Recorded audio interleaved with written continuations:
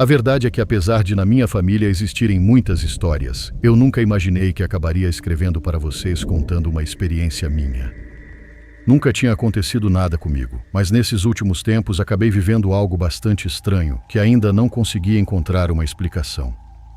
Há 2 anos divido um apartamento muito pequeno com outras 3 garotas, e sinceramente, com todas agora trabalhando de casa, ficou complicado.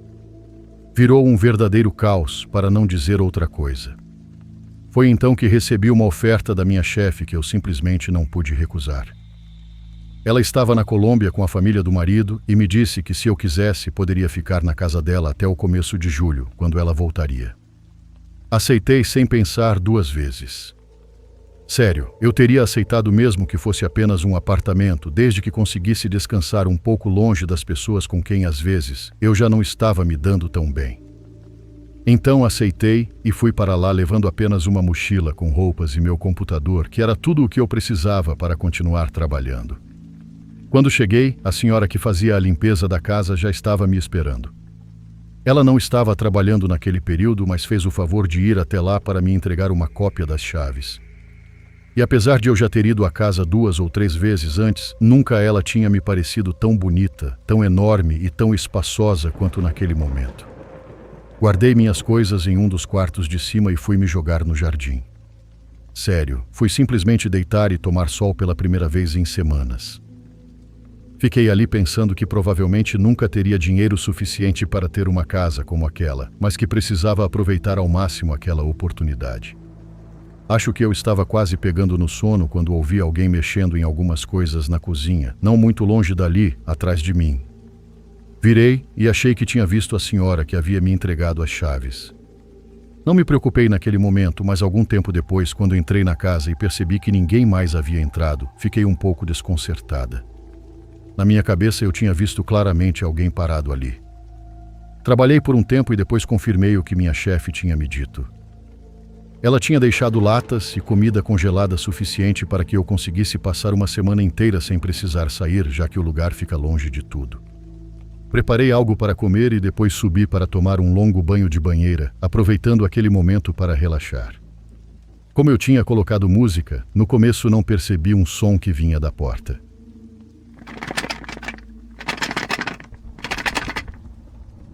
Era um barulho parecido com uma caixinha sendo chacoalhada. Primeiro pensei que fosse algum efeito da música, mas depois percebi que não era. Alguma coisa estava se mexendo do lado de fora, e depois de alguns segundos, o som se afastou. Não vou mentir, comecei a me sentir um pouco nervosa. Era uma casa grande, estranha, e eu ainda não me sentia completamente confortável ali. Pela janela eu conseguia ver as casas ao redor, todas parecendo extremamente solitárias, como se não houvesse ninguém vivendo nelas. Mas, para ser sincera, eu não poderia afirmar isso com certeza. O que eu sei é que aquela visão aumentou ainda mais a minha sensação de solidão. Na manhã seguinte, acordei de repente com uma voz vindo do andar de baixo. Olá! Eu não sabia se era a senhora da limpeza ou algum familiar da minha chefe, mas rapidamente coloquei uma roupa e desci para ver quem tinha chegado. Mas não havia ninguém lá embaixo. Ninguém. Fui até a cozinha preparar café. E nesse momento ouvi novamente o som da caixinha sendo chacoalhada, como se tivesse alguma coisa dentro dela. Parecia vir daquele quarto no primeiro andar, ao lado da escada. Me aproximei da porta para tentar me afastar do barulho da cafeteira e, como se algo tivesse percebido minha presença, no instante em que cheguei perto, o som parou. O restante do dia passou normalmente, sem que eu prestasse atenção em nada estranho. Principalmente porque coloquei uma música tranquila tocando pela casa inteira. Naquele dia, inclusive, trabalhei muito bem. Em alguns momentos eu até esquecia daqueles pequenos detalhes que tinham me deixado nervosa antes. Trabalhei tanto, tentando adiantar algumas tarefas pendentes, que por volta das 8 da noite simplesmente apaguei. Adormeci profundamente na cama, com o computador em cima de mim. Acordei pouco antes das 9, quando ouvi um barulho vindo da cozinha, como se alguém estivesse mexendo em pratos e utensílios. Naquele momento desliguei a música e lembrei de tudo que eu vinha sentindo desde o dia anterior. Levantei e fui verificar. Da porta do quarto eu conseguia enxergar para baixo através do corrimão da escada. E foi muito estranho, porque achei que tinha visto uma figura parada na escuridão.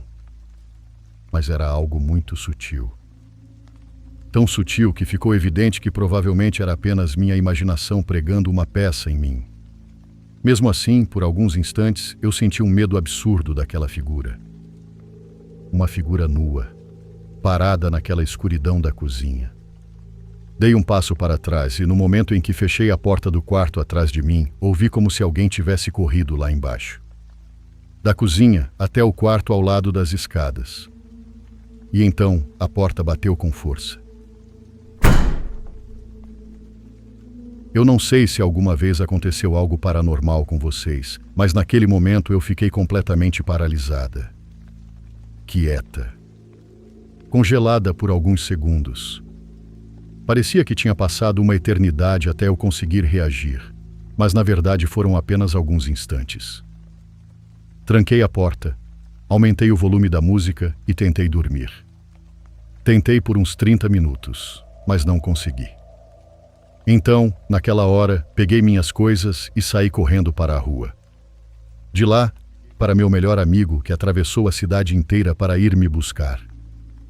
No dia seguinte, outra amiga me acompanhou de volta até a casa para garantirmos que tudo estava fechado e que eu tinha deixado tudo em ordem.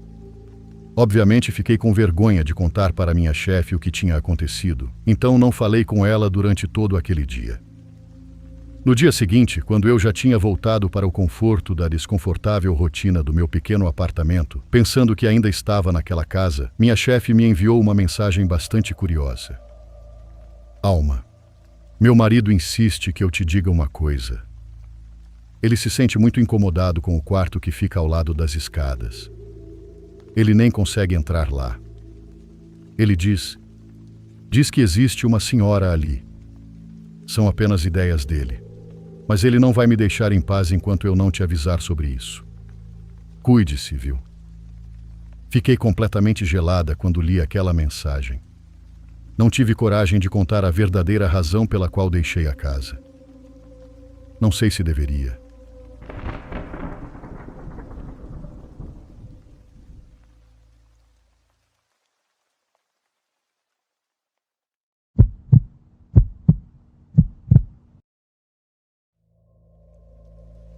Nunca imaginei que um dia eu também acabaria compartilhando uma experiência neste canal. Achei interessante ouvir os primeiros relatos apenas por curiosidade.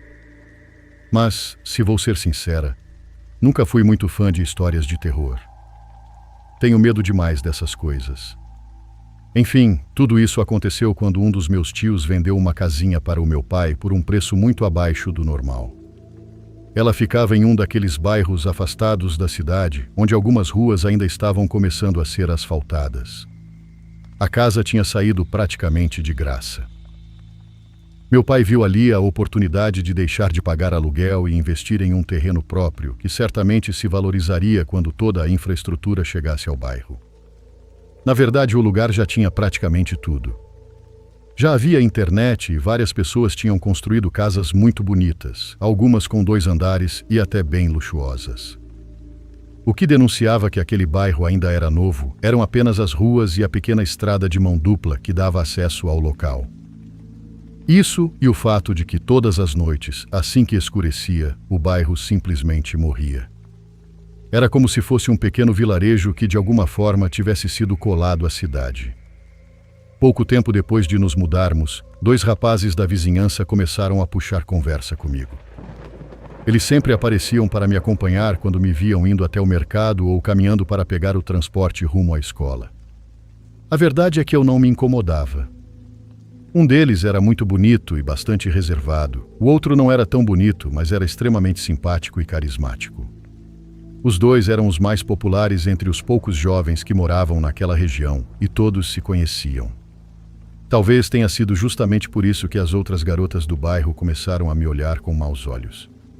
Até a menina que morava em frente à nossa casa, que havia ficado feliz quando nos mudamos porque finalmente teria outra garota da mesma idade por perto, de repente deixou de falar comigo.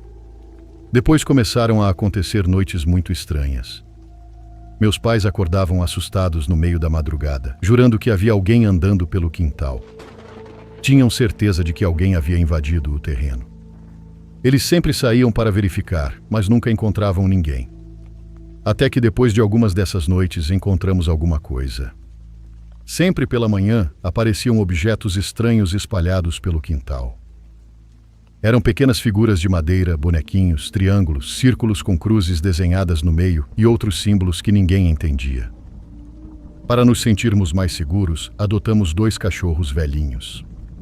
Eles eram extremamente dóceis, agradecidos e muito protetores. Muitas vezes acordávamos com os 2 latindo e rosnando no quintal. Depois que eles chegaram, ninguém mais parecia entrar na propriedade. Mesmo assim, aquelas pequenas figuras continuavam surgindo perto das cercas que cercavam a casa. Naquela época, minha irmã tinha apenas 9 anos e ela começou a sentir dores terríveis no estômago. Sua barriga começou a inchar, como se estivesse cheia de vermes ou até como se fosse uma criança grávida. De uma semana para outra, o rosto e as costas dela ficaram cobertos por uma acne extremamente agressiva. No início pensamos que fosse algo relacionado à idade, mas logo ficou evidente que aquilo não era normal. Parecia algum tipo de doença de pele. Ela foi levada ao dermatologista, mas o médico não conseguia descobrir a origem do problema. Receitava cremes e dizia que provavelmente era algum tipo de alergia. Mas nada do que ele prescrevia fazia qualquer efeito.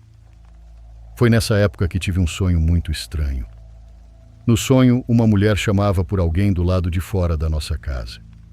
A voz vinha do terreno baldio ao lado. Era uma mulher vestida de preto. Uma bruxa. Ela chamava pela minha mãe. Minha mãe saía para encontrá-la e meu pai também aparecia, mas aquela mulher falava apenas com minha mãe. Logo depois, os 2 voltavam correndo para dentro de casa enquanto eu assistia a tudo pela janela. Pouco tempo depois fomos embora dali. Voltamos para a casinha onde morávamos de aluguel antes da mudança. Ela era bem menor, mas ficava dentro da cidade, em um bairro comum. Com o passar das semanas, minha irmã começou a melhorar. A barriga desinchou completamente. Até hoje ela ainda usa cremes para amenizar as marcas que aquela acne deixou, mas sua aparência voltou completamente ao normal. Meus pais sempre disseram que tudo aquilo tinha sido provocado por uma alergia à terra daquela região. Foi essa a explicação que deram para todos nós. Mas há alguns meses minha irmã me contou uma coisa que mudou completamente a forma como vejo essa história. Ela disse que sem querer ouviu uma conversa entre nossos pais e justamente aqueles tios que tinham vendido a casa para eles. Eles falavam sobre as bruxas daquela região. Comentavam que elas tornavam quase impossível viver naquele bairro e que era por isso que tantas pessoas acabavam indo embora pouco tempo depois de se mudarem. Minha mãe dizia: "Está vendo o que estavam fazendo com a minha filha? Queriam atingir uma das meninas, mas acabaram colocando aquilo na irmã errada." Minha irmã também ouviu minha mãe contar que, certa madrugada, uma mulher apareceu no terreno baldio e a chamou pelo nome. Disse que tudo aquilo tinha sido feito contra uma das filhas dela, mas por engano e sem sua autorização. Afirmou que não era uma pessoa má. Pediu desculpas pelo que havia acontecido, mas também disse que não conseguiria desfazer aquilo. A única solução era que nossa família fosse embora daquele lugar.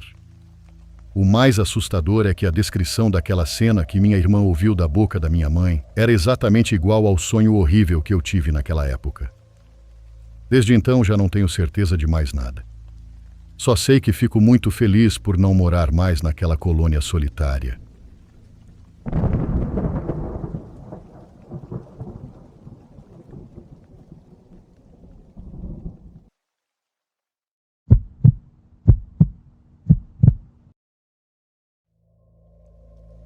Olá a todos da comunidade.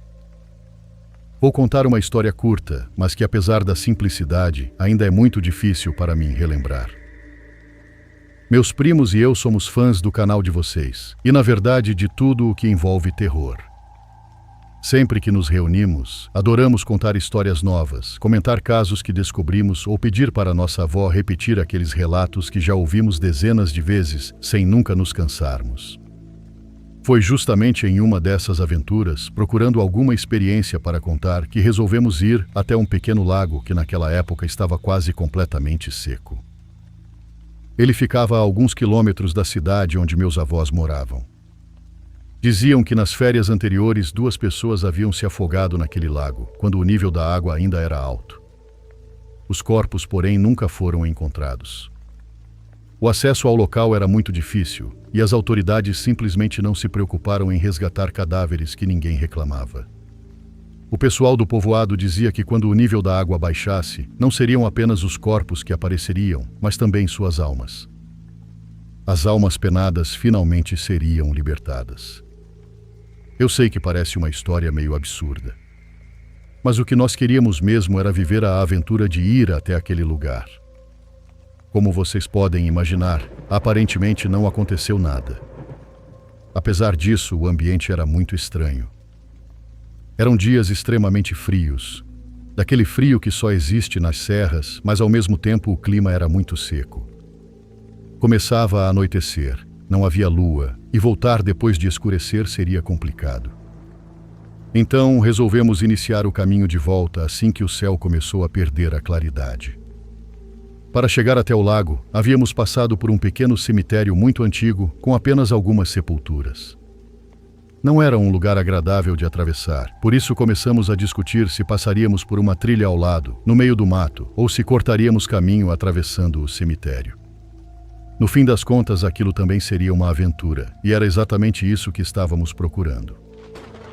Meu primo Thomas e eu decidimos atravessar o cemitério. Já meu outro primo, Pepe, junto com seu irmão Samuel, o mais novo de todos nós, resolveu seguir pela trilha entre as árvores. Nessa altura, Samuel já começava a se arrepender de ter insistido tanto para que o levássemos. Era a primeira vez que participava de uma dessas aventuras. Mal estávamos prestes a entrar no cemitério quando ouvimos um assobio de Pepe.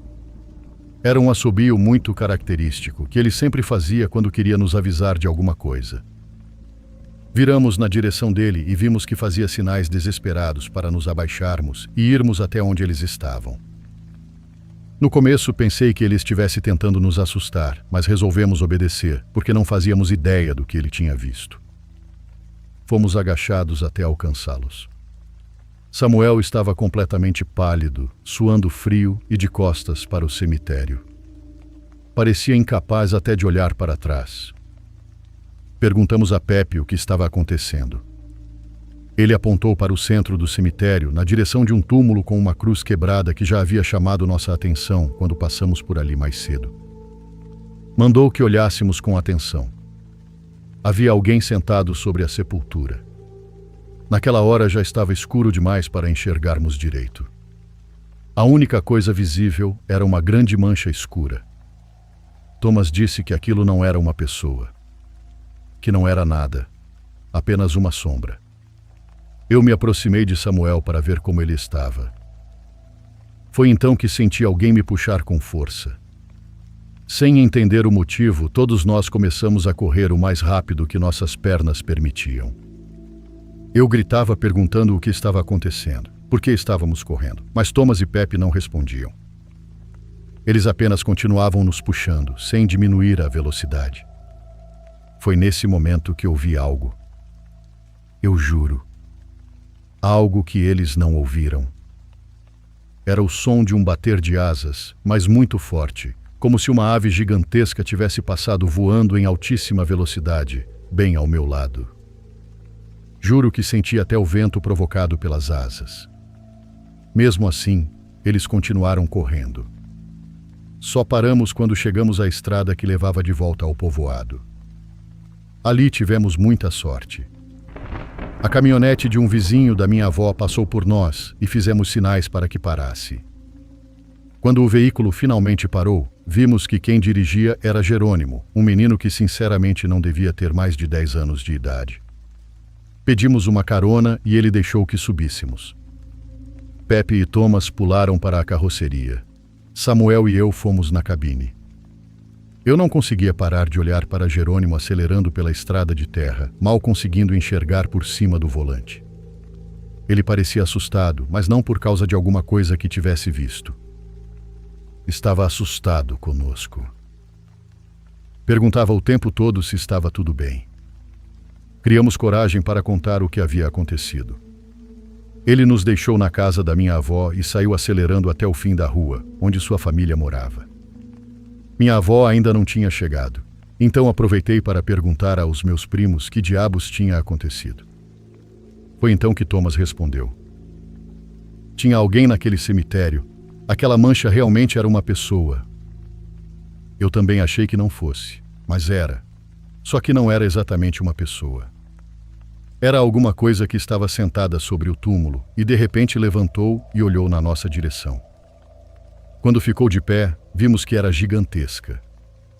Devia ter uns 2,5 metros de altura, comparando com as sepulturas. Não fazemos ideia do que era aquilo. Naquela noite decidimos não contar nada para a minha avó, porque sabíamos que ela proibiria nossas aventuras nas próximas visitas. Meus primos acreditam que vimos alguma entidade que apareceu naquele cemitério. Mas eu nunca consegui esquecer o som daquele bater de asas que ouvi até chegarmos à estrada. Também não consigo deixar de lembrar de outro relato que ouvi no canal. O demônio da Serra de Minas. Enfim, talvez tenha sido apenas uma aparição. De qualquer forma, queria compartilhar essa experiência com toda a comunidade. Um grande abraço a todos.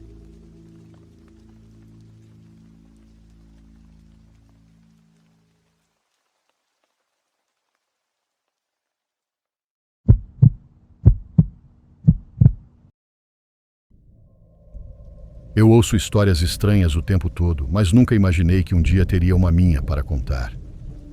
Isso aconteceu comigo há cerca de 1 ano, quando fiquei praticamente preso no meio do nada. Eu faço parte de uma banda e qualquer pessoa que já esteve em uma banda sabe o quanto essa vida pode ser difícil. Nessa profissão você tem que aceitar qualquer oportunidade de show que aparecer. Naquela noite em específico, dirigi cerca de 2 horas desde a cidade onde moro para tocar em um pequeno município. Os outros integrantes da banda se ofereceram para me dar carona, mas eu disse que iria com o meu próprio carro, já que depois do show seguiria direto para o meu outro trabalho. Por causa dos compromissos com a banda, empregos convencionais sempre ficaram em segundo plano. Como consequência, eu vivia praticamente sem dinheiro. Muitas vezes deixava contas para pagar depois só para conseguir colocar combustível no carro e viajar para esses shows. Enquanto dirigia até o evento, percebi que o nível de combustível não estava nada bom. Quando cheguei ao destino, o tanque estava muito mais vazio do que eu gostaria de admitir. Depois da apresentação, meus colegas de banda foram embora antes de mim. Eu ainda passei em um bar, tomei uma bebida e conversei um pouco com alguns moradores antes de pegar a estrada. Já eram quase 2 da manhã quando finalmente fui embora. Parei em um posto de gasolina 24 horas que ficava logo depois do bar e tentei abastecer. Mas é claro, meu cartão não funcionou na bomba de combustível. Eu tinha apenas 20 mangos em dinheiro, coloquei esse valor de combustível e torci para conseguir chegar em casa. Sinceramente, eu não estava muito otimista. Também tentei mandar uma mensagem para o meu irmão perguntando se ele poderia me enviar um pouco de dinheiro para abastecer. Prometi que devolveria tudo depois. Mas já era muito tarde e, obviamente, ele não respondeu.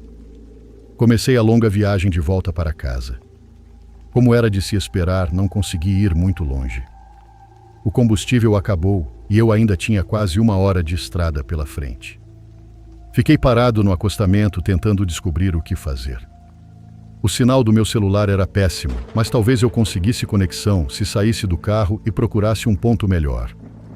Como já era muito tarde, eu realmente não queria ligar para ninguém e preocupar minha família, principalmente porque estava tão longe de casa. Pensei em simplesmente fechar os olhos e descansar algumas horas até amanhecer. Depois, quando Deus permitisse, pediria ajuda. Mas eu nem sabia se era permitido dormir dentro do carro parado no acostamento. Aquilo parecia arriscado, então concluí que minha melhor opção era esperar amanhecer, depois ligaria para o meu irmão e daríamos um jeito na situação. Tentei abrir o YouTube no celular, mas os vídeos nem chegavam a carregar por causa do sinal ruim. Eu me sentia completamente impotente ali dentro. Aquilo foi um verdadeiro choque de realidade. Eu precisava colocar minha vida nos trilhos. Já fazia cerca de meia hora que eu estava sentado dentro do carro quando percebi algo pelo canto do olho. Olhei pela janela do passageiro. A uns 10 ou 12 metros de distância, havia uma pessoa usando um capuz. Ela não fazia nenhum movimento ameaçador, mas isso não tornava a situação menos assustadora. Não importa quem você seja ou o que esteja fazendo. Se uma pessoa encapuzada aparecer do nada no meio do nada, você também vai se assustar.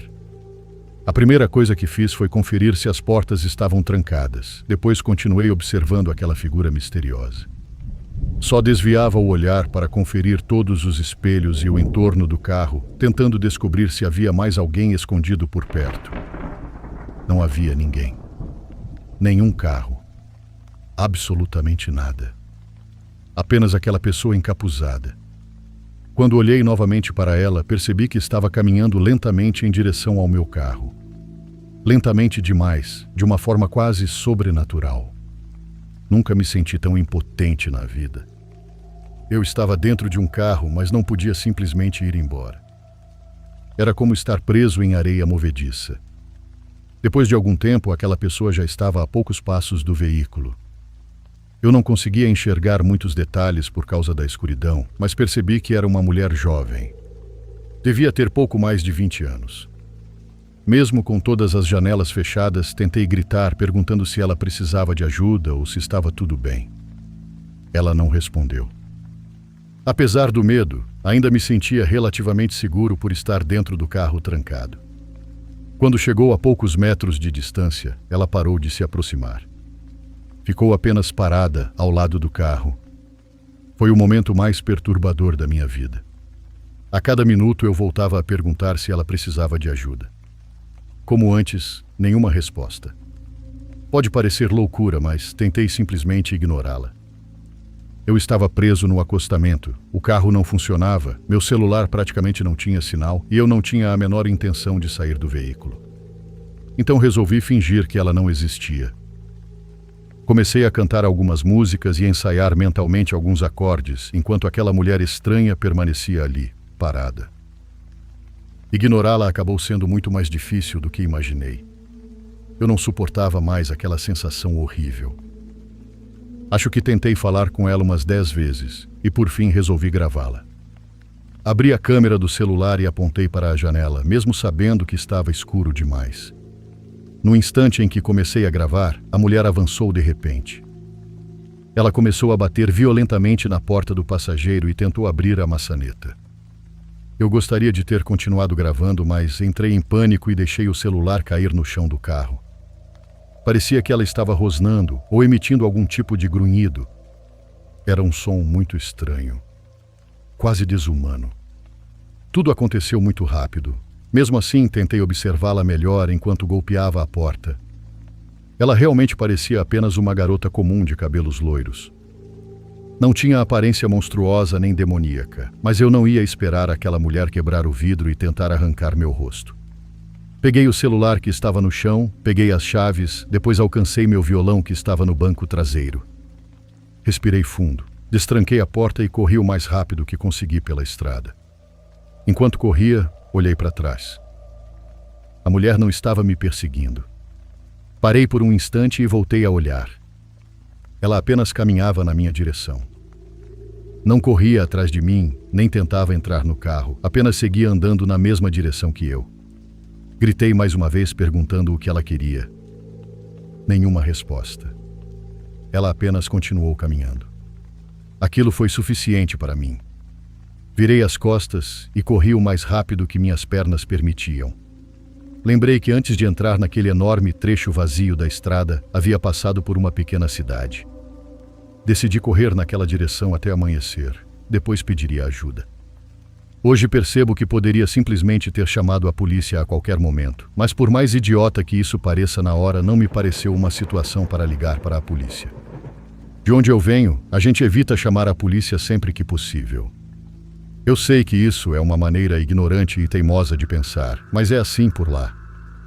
Às 6 da manhã, finalmente estava chegando à pequena cidade. Naquele momento, liguei para o meu irmão e contei tudo o que havia acontecido. Ele foi me buscar e depois voltamos para resolver o problema do carro. Quando chegamos ao veículo, a porta traseira estava completamente aberta. Olhamos dentro do carro e não havia ninguém. Também nada tinha sido roubado. Eu tinha equipamentos musicais no banco de trás e ela não levou absolutamente nada. A única coisa que fez foi abrir a porta traseira por algum motivo. Meu irmão brincou dizendo que talvez ela só estivesse procurando um lugar para dormir naquela noite, mas minha mente foi para um lugar muito mais sombrio. Pensei que talvez ela tivesse entrado no banco traseiro para se esconder, esperando que eu voltasse ao carro naquela mesma noite.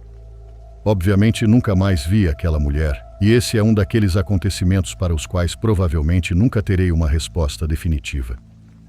Já ouvi inúmeras teorias sobre quem aquela mulher era e o que ela queria.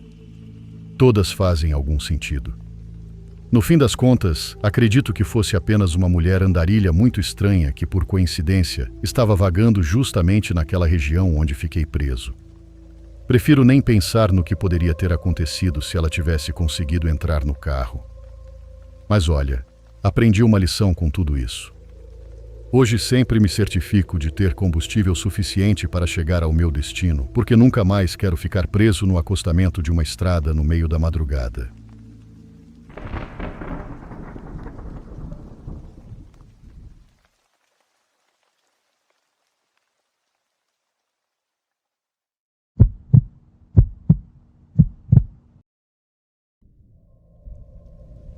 Sou novo por aqui, mas acompanho o canal com bastante frequência para melhorar meu português. Sou muito fã do Brasil, principalmente por conta do futebol. Bom, sou do estado do México, mais precisamente do município de Ecatepec. Aqui existe uma reserva ecológica chamada Parque Estadual Sierra de Guadalupe, conhecida por inúmeras lendas sobre criaturas, bruxas, duendes, lobisomens e fantasmas, principalmente por causa da enorme extensão da mata. Foi justamente nesse lugar que aconteceu uma experiência bastante peculiar. Tudo aconteceu quando eu tinha apenas 10 anos. Hoje tenho 23. Desde pequeno sempre fui um garoto grande e robusto para a minha idade. Cresci em uma família por parte de pai completamente voltada para os esportes. Era um ambiente no qual eu simplesmente não me encaixava. Eu era desajeitado e, por isso, nunca me interessei por nenhum esporte em especial. Meu avô, preocupado com essa situação e querendo incentivar algum tipo de atividade física em mim, sugeriu que subíssemos até a reserva para correr alguns quilômetros. Apesar da idade, ele sempre foi apaixonado por esportes. Gostava de correr longas distâncias, fazer escaladas, andar de bicicleta e praticar qualquer atividade ao ar livre. Era um homem de aproximadamente 1,90 m, forte, resistente, sério e que, mesmo tendo passado por situações em que sua vida esteve em perigo, sempre conseguia manter a cabeça fria. Naquele sábado subimos por volta do meio-dia. O céu estava completamente nublado, então o sol não era um problema. Meu avô era extremamente prevenido e levava uma mochila de sobrevivência com tudo o que pudesse precisar. Bússola, lanterna, relógio, água, alguns mantimentos, uma faca de sobrevivência e, por último, sua câmera fotográfica, já que era um grande apaixonado por fotografia. Assim que entramos no parque, os guarda-florestais nos avisaram que o portão principal seria fechado às 5 da tarde. Disseram que precisávamos estar de volta até esse horário, caso contrário ficaríamos presos lá dentro e só conseguiríamos sair por trilhas alternativas, sem vigilância e nem totalmente exploradas. Meu avô concordou e seguimos nosso caminho sem imaginar o que nos esperava. Caminhamos e caminhamos morro acima, descendo e subindo por trilhas que nos levavam cada vez mais para o interior da mata. Quem já visitou o lugar sabe que aquelas trilhas são longas e, se você não conhece bem a área, é muito fácil se perder. Eu confiava completamente no meu avô, então nunca me preocupei por estarmos entrando tão fundo na reserva. Corríamos devagar, no meu ritmo, enquanto ele me contava histórias das vezes em que percorreu aquela floresta tirando fotografias. Foi então que chegamos a uma parte muito escura e sombria do parque. Perguntei por que estávamos tão longe. Meu avô olhou ao redor, claramente surpreso e um pouco preocupado, e respondeu que nunca havia passado por aquela área antes. Movidos pela curiosidade, seguimos mais alguns metros. Foi nesse momento que um cheiro nauseante, semelhante ao de carne apodrecida, tomou conta do lugar. Logo descobrimos a origem daquele odor. Havia vários animais mortos, já em estado avançado de decomposição. Entre eles havia gatos, cachorros, galinhas e uma espécie de cervo parcialmente devorado por alguma criatura. Naquela região não existem grandes predadores, por isso encontrar tantos animais mortos daquele jeito começou a nos assustar. Aquilo definitivamente não era normal. Decidimos ir embora imediatamente. Só então percebemos que já eram 4:30 da tarde e estávamos muito longe da entrada da reserva. Começamos a correr de volta o mais rápido possível, torcendo para que o portão ainda estivesse aberto. Também percebemos que o anoitecer não demoraria muito, então precisávamos nos apressar. Enquanto corríamos, comecei a ouvir algo ou alguém nos seguindo. Eu podia sentir sua presença muito perto. Escutava galhos balançando, folhas sendo esmagadas e uma respiração pesada, parecida com a de algum animal grande. Era impossível não sentir arrepios. Tínhamos a nítida sensação de que alguém nos observava entre as árvores. Meu avô, agora visivelmente nervoso, acelerou ainda mais o passo. Infelizmente, chegamos tarde demais. Eram quase 7 da noite, e a essa altura já estava completamente escuro. Não havia ninguém na entrada e o portão era tão alto que seria impossível escalá-lo. Imaginem só, estar preso dentro de uma floresta completamente escura. Com a voz tremendo, meu avô disse que precisaríamos voltar e sair por um caminho alternativo que ele conhecia. O problema era que ficava em outra direção, a cerca de 40 minutos dali. Pegamos a lanterna e, tomados pelo medo, voltamos a entrar na mata, agora completamente mergulhada na escuridão. Eu juro que, a cada passo que dávamos, escutava algo pesado se movendo ao nosso redor. Parecia um animal ou uma fera que caminhava acompanhando nossos movimentos. Eu ainda era apenas uma criança e estava apavorado. Implorava para que meu avô encontrasse logo a saída. Foi então que, do nada, alguma coisa atingiu meu avô na cabeça. Alguém havia arremessado uma pedra. O impacto foi tão forte que ele caiu no chão, completamente atordoado. Desesperado, comecei a puxá-lo para que se levantasse. Eu conseguia ouvir algo vindo rapidamente em nossa direção por trás de nós. Entre lágrimas e desespero, consegui colocá-lo de pé e voltamos a correr na escuridão. Durante a confusão, acabamos perdendo a lanterna e voltar para buscá-la simplesmente não era mais uma opção. Meu avô então passou a usar o flash da câmera fotográfica. Tirava uma foto atrás da outra apenas para iluminar o caminho por alguns instantes. Foi assim que chegamos a uma trilha onde havia uma enorme árvore bem no meio do caminho. Acreditem ou não, eu vi 2 olhos amarelos na parte mais alta daquela árvore. Eles brilhavam intensamente na escuridão. Naquele momento, imaginei que fosse apenas alguma coruja. Meu avô disse que lembrava daquele lugar, porém, estranhamente, agora havia várias trilhas que ele nunca tinha visto antes. Nesse momento, ele tirou uma última fotografia. Disse que ela serviria para nos ajudar a lembrar qual caminho havíamos seguido caso escolhêssemos a direção errada. Porque eu juro para vocês que não era possível enxergar absolutamente nada. Resolvemos arriscar e seguimos pela trilha da direita, descendo a encosta. Depois de alguns minutos, surgiu um verdadeiro raio de esperança. Ao longe vimos as luzes de algumas casas simples, cobertas com palha, pertencentes às pessoas que moravam nas encostas daquele morro. Finalmente conseguimos sair daquele lugar. Logo encontramos um idoso que, muito surpreso, perguntou o que estávamos fazendo tão tarde lá em cima. Disse que aquele lugar não era nada seguro. Segundo ele, já havia várias pessoas que desapareceram ali. Simplesmente subiam a montanha e nunca mais voltavam. Respondemos apenas que havíamos ficado presos dentro da reserva porque perdemos a noção do tempo. Não contamos mais nada. Continuamos descendo até chegar à avenida onde pegamos uma van de transporte público e finalmente conseguimos voltar para casa. 2 semanas depois, meu avô decidiu revelar as fotografias daquele dia. Todas estavam completamente normais. Menos uma. A última fotografia. Por algum motivo, assim que a viu, meu avô ficou extremamente nervoso e nunca me mostrou.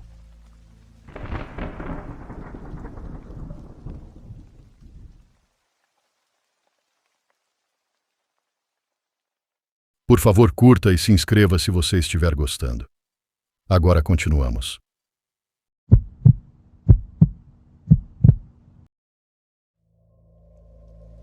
Muito boa noite, comunidade.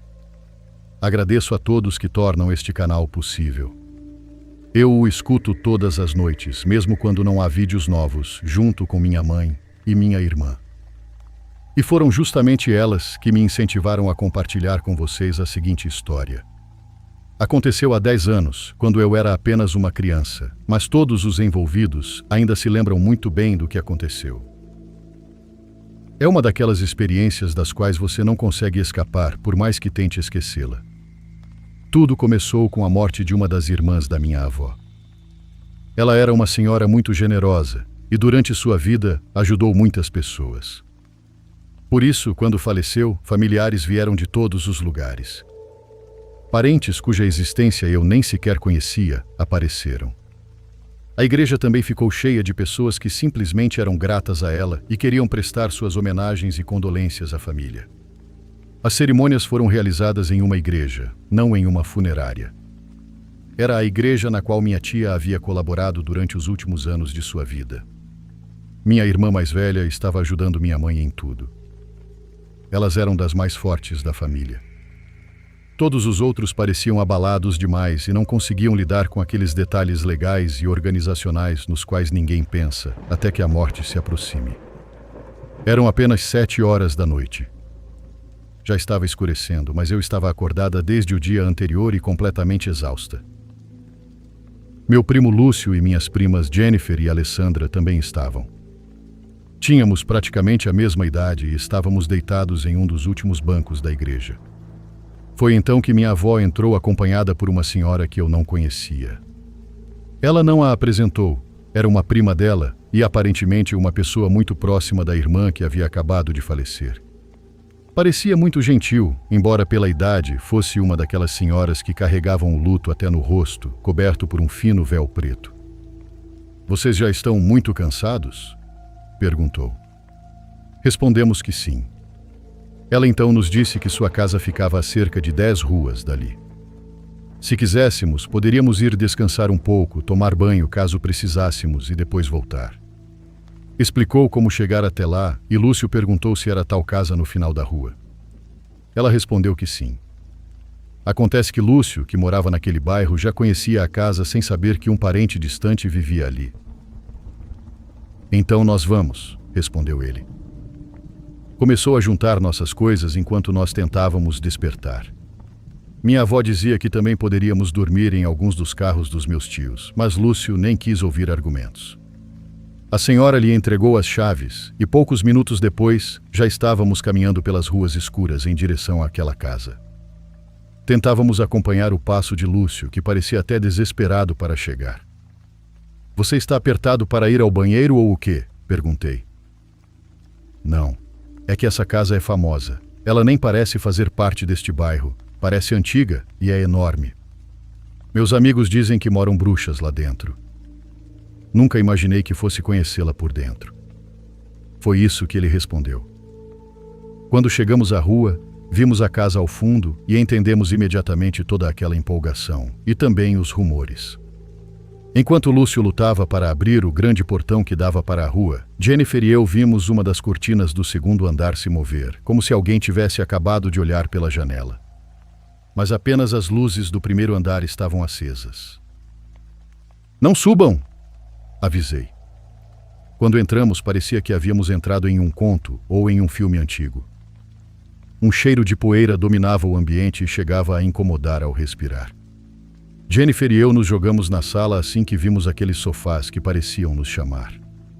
Mas Lúcio quis explorar a casa, tomado pela empolgação, e Alessandra foi atrás dele.